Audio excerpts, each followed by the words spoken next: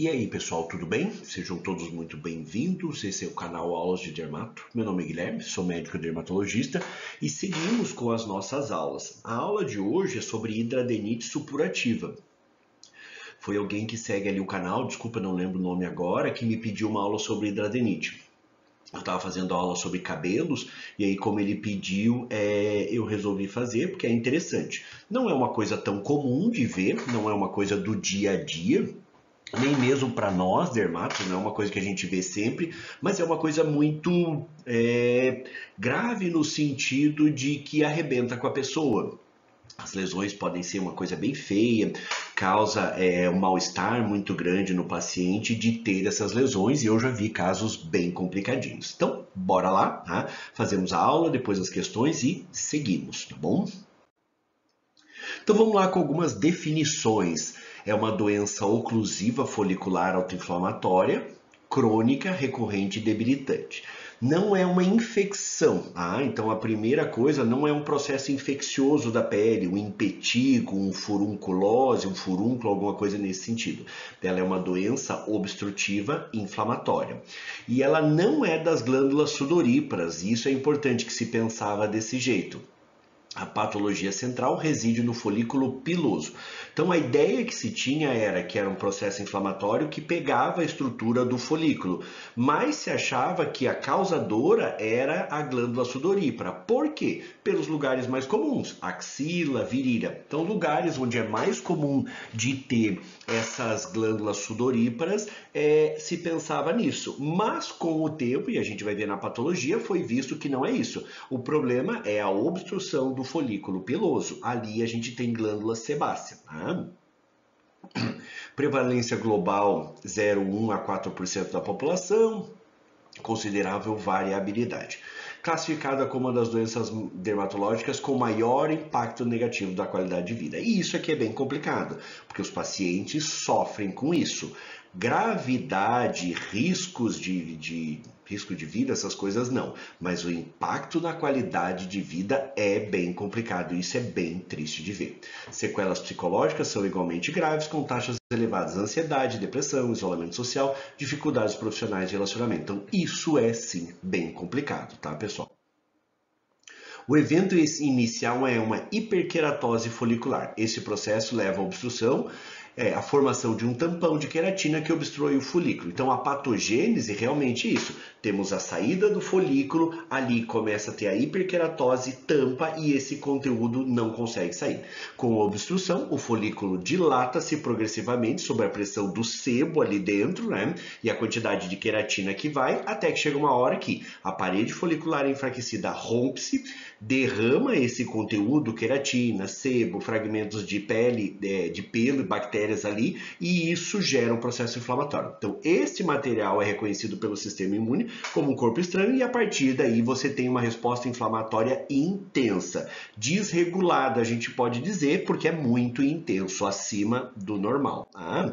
Aqui a gente tem um desenho esquemático do que acontece. Nessa primeira imagem aqui, o desenho normal, né? Mas aqui, teoricamente, a gente tem esse infiltrado, mas o que acontece é aqui em cima. A gente vai tendo essa obstrução, o conteúdo dentro da glândula, dentro da estrutura folículo piloso, porque aqui do lado tem a glândula sebácea, então isso aqui vai se acumulando, acumulando, acumulando, até que chega uma hora que rompe. Rompe, esse conteúdo é extravasado, vem um monte de células inflamatórias para essa região para resolver o problema. É uma reação inflamatória exagerada. E o que ele gera? Cicatriz, fibrose e depois a gente vai tendo a formação dessas estruturas aqui, que são essas fístulas que caracteriza a hidradenite supurativa. Então, cicatriza, ficam aqui esses túneis, tudo errado, que continuam produzindo o conteúdo e eles vão drenando por essas fístulas cicatriciais. Então a pele fica cheia desses buraquinhos e por ali vai drenando. Obstrui também uma saída dessas, mais processo inflamatório ainda. Então é mais ou menos essa sequência. O que se achava, aquilo que eu falei no início, é que era um problema aqui de glândula, nessa primeira imagem, glândula sudorípara. Por quê? Porque os lugares mais comuns são essa região de axila e virilha. Mas o que se viu depois é que não, o problema está realmente na obstrução, tem esse conteúdo que fica se formando dentro da estrutura folículo, glândula sebácea, esse conteúdo vai aumentando, extravasa e faz isso, tá? Deixa eu só ver na sequência. É uma doença autoinflamatória. O sistema imunitário reage de forma exagerada e desregulada. O meio inflamatório na hidradenite é dominado por citocinas pró-inflamatórias específicas. Então, ali dentro tem um processo inflamatório exagerado, onde a gente tem essas citocinas pró-inflamatórias. O TNF-alfa, fator de necrose tumoral, a interleucina 17, produzida por células linfócitos TH17 e também aqui interleucina 1-beta. Por que isso é importante? Porque se achava que obstruía, se achava que era a glândula, primeiro, que era a glândula sudorípara. Não é. Tá? E o que faz muito a gente pensar nisso? Espinha, né? Espinha parece que é desse jeito. Nas espinhas, nós temos a obstrução, temos uma produção exagerada de glândula sebácea e aí a gente tem isso. Por que a hidradenite é diferente das espinhas? Porque nas espinhas a gente tem o fator importante que é a hiperatividade da glândula sebácea. Então, nas espinhas a gente tem uma hiperatividade da glândula sebácea e por isso que o Roacutan é tão bom. Sendo que aqui na hidradenite o Roacutan não parece ser tão bom. Beleza, o Roacutan ele melhora um pouquinho a hiperkeratose, mas ele tem muito efeito na glândula sebácea ali, que aqui ela não é tão importante. Ela é uma glândula sebácea normal e a gente tem aquela obstrução. Tá, Guilherme, mas por que então é comum na região de axilas e virilha? O que se acredita é porque é a área de trauma, atrito, aquilo ali aperta. Então não é porque tem glândula sudorípara. O que parece ser mais importante é o atrito, a compressão que a gente tem nesse lugar de axilas e virilha. E é claro, com uma predisposição genética para isso. Tá? Então, é parecido com o que acontece nas espinhas, você tem uma reação inflamatória, existe um quadro de doenças onde a gente tem essa obstrução e essa lesão inflamatória, né? E a hidradenite é uma delas. Então a gente tem mais isso, né? Moduladores. São fatores que contribuem e exacerbam. Predisposição genética, como eu já falei. Aqui tem uma coisa bem legal e bem importante. Legal. Esses fatores desencadeadores ambientais e estilo de vida. Tabagismo, extremamente relacionado com o tabagismo. E é bucha. Enquanto o paciente não para de fumar, você não vê melhora no processo inflamatório. Isso eu vejo até em pacientes de acne. Pacientes de acne parecem ter lesões inflamatórias piores. Mesmo a gente usando o Roacutan, parece que eles enroscam um pouquinho mais, sabe? Não melhora tanto. Muito relacionado com o tabagismo. Obesidade, onde a gente vai ter um maior volume nessas regiões atritando e obstruindo, né? E aí esse estresse mecânico e hormonais, né? Pacientes com algum distúrbio hormonal, mulheres com essas alterações hormonais, ovário policístico, essas coisas vão ter essa piora. E a resposta imunitária desregulada, aquilo que eu já falei, é uma reação inflamatória exagerada. O que a gente tem? As lesões primárias, nódulos inflamatórios, nessa primeira imagem, a manifestação clínica da inflamação dérmica profunda que se segue à ruptura. Então, primeiro está obstruído e está inflamando lá dentro. E inflama, vai fazendo os abscessos. Os abscessos podem romper espontaneamente, drenando fluido purulento para fora, né? E ele frequentemente é mal cheiroso. Então, vai fazendo os buraquinhos por onde é drenado. Com o tempo, inflama, desinflama, vai formando cicatrizes, né? Lesões secundárias e crônicas, onde a gente tem esses canaizinhos, os tratos sinusais drenantes que drenam em fístulas, né? Saem nas fístulas, vai ter comedão, que é a obstrução, vai ter muita cicatriz. Locais mais comuns, axilas, regiões inguinais genitais, perineal, perianal, prega glútea e inframamária, quando a gente tem aquele peso maior aqui nessa região. Então, axila aqui embaixo e região inguinal são os lugares mais comuns e por isso que num primeiro momento se pensou que teria mais a ver com glândula sudorípara, porque as glândulas sudoríparas são mais comuns de acontecer nesse lugar. Mas depois, entendendo e conhecendo melhor, viu-se que o grande problema é obstrução da saída do folículo, onde a gente tem lá dentro glândula sebácea produzindo sebo, mas a gente não tem uma hiperatividade da glândula sebácea, que é o que acontece nas espinhas. A gente pode ter aquelas espinhas mais feias, mas daí tem a ver com a obstrução, mas uma hiperprodução. Tanto é que nesses pacientes a gente não vê um aumento de oleosidade nessa região. Ela não é mais oleosa, ou seja, a gente não tem um aumento de oleosidade que nem tem no paciente com espinha. Aqui a gente tem um local comum, mas o principal é essa obstrução.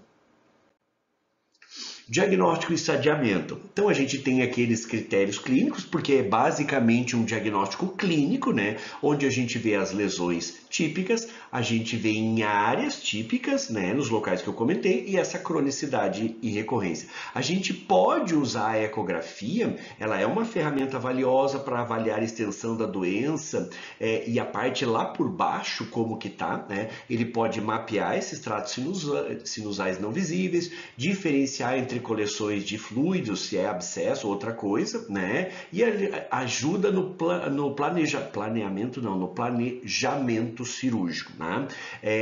Então, não precisa da ecografia para fechar diagnóstico, mas ela ajuda a avaliar melhor a doença e se for fazer cirurgia, ter uma ideia da extensão e da profundidade onde tem essas lesões. Ela é classificada com esses estágios de Hurley, né? O estágio 1, abscessos únicos ou múltiplos, não tem fístula ou cicatrizes, tá? A gente tem as bolinhas, mas eles não têm essa comunicação, não tem nada drenando e ainda não tem um processo cicatricial. No estágio 2, a gente já tem abscessos que vão e voltam, a gente já tem a formação, e agora aqui é a grande diferença, com a formação de fístulas e cicatrizes. E no estágio 3, aí aquela nhaca toda cicatricial, onde a gente tem múltiplas fístulas interconectadas, e aí toda a região, vou dar o exemplo da axila, toda a região da axila machucada, toda a região ali inguinal, olha assim, perineal, perianal, toda inflamada e cheia de fístulas e cicatrizes. Isso é importante. Tratamento é bucha, é difícil, é uma coisa bem complicada, os resultados são difíceis, então é um conjunto de coisas que você faz para ter uma melhora. Tem aquela parte de medidas gerais e aquilo que eu falei super importante relacionado com o tabagismo, né? A perda ponderal, porque ajuda a não ter aquela pressão tão grande, roupas mais folgadas, usar nessas regiões onde a gente tem o processo inflamatório e ele é contaminado, não necessariamente não é infeccionado, então a gente usa clorexidine para diminuir essa população de bactérias no local, esses curativos, higiene suave, não esfregar, não machucar tanto. Acaba se fazendo alguma coisa para dor, né? Num primeiro momento, no Hurley 1, a clindamicina, um antibiótico tópico para diminuir essa população de fungo. O resorcinol aí não tem, a gente não encontra muito, mas era para como se fosse fazer um peeling e ter uma melhora da hiperqueratose ali no local, né? Então desobstrui um pouquinho essa saída do folículo e melhora nesse sentido. Quando a gente começa a ter as lesões inflamatórias, faz infiltração com corticoide para dar uma atrofia nessa lesão, né? Então já fiz disso daí. No quadro moderado, a gente já usa um antibiótico sistêmico tipo doxiciclina, minoxiclina ou clinda mais rifampicina, porque buscando um efeito antibiótico, não. Aqui a gente acaba buscando um efeito anti-inflamatório. Então, muitas vezes na dermato, quando a gente usa antibiótico, e isso daqui a gente está falando, não está falando de uma semana, 2 semanas. Aqui a gente está falando de uso de antibiótico sistêmico no longo prazo. 3, 4 meses usando uma doxiciclina, buscando o quê? Desinflamar esse local, não tanto pelo efeito antibiótico. Terapia hormonal. nessas pacientes do sexo feminino antiandrogênios, espironolactona, para quê? Para tentar também diminuir um pouquinho desse estímulo na glândula sebácea. Metformina, se resistência insulínica, tem a ver com aquelas alterações hormonais. E aí entra, tá, mas você falou de glândula sebácea, então o Roacutan faz. A isotretinoína, ela ajuda pouco nesse caso. Por quê? Por que o Roacutan aqui não é tão bom? Porque o Roacutan ele é muito bom na glândula sebácea. Diminui, atrofia a glândula sebácea, mas aqui, lembrando da fisiopatologia, não é tão importante, não é um local que a gente tem uma hiperoleosidade. A gente tem mais um efeito de obstrução da saída do folículo pilosebáceo. E sim, aqui o Roacutan tem um efeito também. Tanto é que nos pacientes com Roacutan eles ficam com a pele muito boa, porque ele melhora sim a hiperceratose, mas não é tão bom aqui. Tá? Nesses casos, parece ser melhor a acitretina, que é um primo da isotretinoína, que a gente usava muito, usava, né, na psoríase. Por quê? Porque ela tem um efeito melhor na multiplicação das células. Então, ela baixa a bola. Porque o que acontece? O processo inflamatório, a gente tem uma hiperproliferação desses queratinócitos, que acontece muito na psoríase, que acontece, né, a fisiopatologia da psoríase. Mas aqui ela também teria isso, essa multiplicação faz a obstrução da saída do folículo, então aqui ela teria um efeito maior. Tá? Os grandes resultados que a gente tem visto têm sido com os biológicos, né, com esses tratamentos com imunobiológicos. E aí eles estão reservados para casos graves, mas principalmente refratário. E aqui na hidradenite é bucha, porque é muito refratário mesmo, né? Normalmente usado muito o adalimumab, né? Anti-interleucina 17, lembra que a gente viu lá na fisiopatologia, que é a interleucina 17 e as células TH7 são importantes aqui, né? E aí, infliximab, ou seja, aqui busca-se aliviar esse processo inflamatório imunológico exagerado.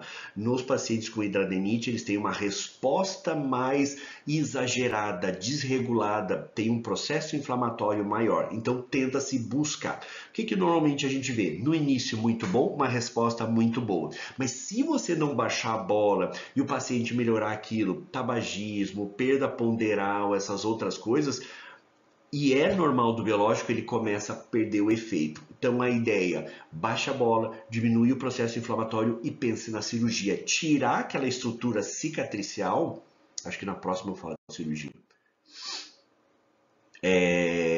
Não falei, mas a ideia, por exemplo, aqui é reduzir o processo inflamatório e você operar uma menor área. Então, cirurgia nos pacientes que já têm essas lesões cicatriciais, porque aquela fibrose, essa lesão que ficou aqui, isso não serve para nada. Então, esse tipo de quadro, essas fibroses, esse tecido cicatricial, é uma pele que não serve para nada e tem risco nesse local, fica inflamando. Então, a ideia é diminuir o processo inflamatório, seja lá com antibiótico, mas principalmente com o biológico, e depois operar essas áreazinhas, porque nesses locais não serve para nada. Né? Então, normalmente é assim que funciona, mas eu digo, complicado, difícil. Quando chega em casos como esse daqui que a gente está vendo, isso aqui já é um caos. Né? Imagine ter que operar tudo isso. Sim, existem cirurgias, acaba sendo cirurgiões que têm mais uma expertise nessa área, cirurgiões plásticos, são locais mais chatinhos de operar, e a ideia é retirar tudo isso. Pode fazer enxerto, pode deixar tudo aberto, deixar cicatrizar por segunda intenção, mas olha o caos que é operar um lugar desse. Com relação às complicações, cicatrizes, alteração ali um pouco embaixo da pele, contraturas, linfedema, claro, destrói, atrapalha a drenagem linfática desse lugar, as fístulas, anemia pelo processo inflamatório crônico, risco de carcinoma espinocelular também por processo inflamatório crônico, né? E o principal isso, impacto psicossocial. Então eu já vi pacientes muito deprimidos por causa disso, pacientes assim com axila e a virilha drenando, e aí pacientes jovens, sabe? Pacientes com principalmente isso, grande impacto psicossocial. Então, assim, ainda bem que não é uma coisa tão comum, para nós dermatos acaba aparecendo um pouquinho mais, mas bucha, os pacientes sofrem muito com isso, tá, pessoal? Então, assim, dá importância, às vezes você pensa, eu acho interessante você pensar assim, um furúnculo, beleza, de vez em quando tem. O negócio que tá nesses locais e tá indo e voltando toda hora, começa a pensar em hidradenite, sim, porque é super importante. Para mim, importante que vocês saibam é ter ideia daquele processo fisiopatológico, sabe? Aquilo que eu falei. Deixa eu só seguir aqui. Beleza, que é o finalzinho. Então, importante para mim é que vocês tenham noção do que é o processo. Não é, apesar de o hidradenite supurativa dar uma ideia de uma infecção, alguma coisa ali, ou de hidradenite, ou seja, alteração de glândulas sudoríparas. Não é, tá? É um problema de obstrução de saída do folículo pilosebáceo, tá? Então, isso é importante. Lembra muito o quadro de espinha, mais ou menos a mesma ideia, mas são coisas diferentes. Beleza, pessoal? Então, vamos lá para as questões e seguimos aqui. Como eu falei, a ideia era só a gente falar dessa doença. Então, vamos lá. Vamos para as questões, então. Ajuda a revisar e a gente conversar um pouquinho mais. Qual é o evento patogênico primário que se inicia na cascata de eventos da hidradenite? Uma infecção, hiperprodução de sebo pelas glândulas sebáceas, oclusão do folículo piloso devido à hiperkeratose, uma reação alérgica a produtos de higiene pessoal, inflamação primária das glândulas sudoríparas apócrinas. Interessante a questão. Simples, mas interessante, importante saber. A topografia típica da hidradenite em axilas e região inguinal é melhor explicada por hiperprodução de sebo nessas áreas, hiperidrose primária de glândulas écrinas, fricção, cisalhamento, calor, umidade em pregas, mas a arquitetura folicular do local. Os ductos apócrinos drenando no infundíbulo do folículo pilosebáceo. Excesso de radiação, colonização exclusiva por estáfilo. Também importante, simples, super importante, dando a explicação, a ideia de como que funciona a doença, importante responder. Apesar de ambas serem doenças do folículo, qual das seguintes afirmações melhor descreve uma diferença fundamental na fisiopatologia entre hidradenite e a acne? A oclusão folicular está presente na acne, mas é ausente na hidradenite. A hiperprodução de sebo, a seborreia, é um pilar central na acne, mas não é uma característica primária da hidradenite. A hidradenite é primariamente causada por bactérias, pela bactéria Cutibacterium acnes, enquanto a acne tem uma causa autoinflamatória. A inflamação na hidradenite é superficial, enquanto na acne ela é profunda e leva à formação de fístulas. Fatores como tabagismo e obesidade são fortemente associados à acne, mas não à hidradenite. Mais uma questão simples, mas muito bem feita. Fala de tudo que a gente conversou. Puxa, super legal a questão, muito boa. Por que a isotretinoína, apesar de melhorar a queratinização e a qualidade da pele, costuma ter baixa eficácia clínica na hidradenite clássica? Porque aumenta a secreção apócrina e piora os túneis? Porque inibe TNF-alfa e interleucina 17 de forma potente, o que é inútil na hidradenite, porque é incapaz de reduzir o sebo. Porque o eixo principal da hidradenite envolve túneis epitelizados, biofilmes e citocinas, TNF-alfa, interleucina 17 e complemento, com pouca relevância do sebócito, alvo principal da isotretinoína, porque a droga causa acne de rebote em áreas intertriginosas. Beleza, mais uma questão muito boa, ajuda muito a revisar o que a gente falou ali. Homem de 28 anos, hidradenite inguinal e perineal, Hurley 2, 3, dor intensa, túneis, drenagem. Após a falha da doxiciclina e de clinda mais rifampicina, 3 antibióticos por 12 semanas, qual a estratégia mais alinhada à fisiopatologia dominante e com maior chance de controle sustentável? Isotretinoína em dose padrão, peróxido de benzoíla tópico. Repetir incisões e drenagens sempre que houver abscesso, como estratégia inicial. O que é a ideia? Inflamou, corta, vaza. Inflamou, corta, vaza. Você fica cortando e fazendo drenagem. Adalimumab em esquema aprovado para hidradenite, mas derufin quer tirar o topo dessas lesões, excisões focais de túneis, intervenção do estilo de vida, cessar tabagismo, melhora do peso.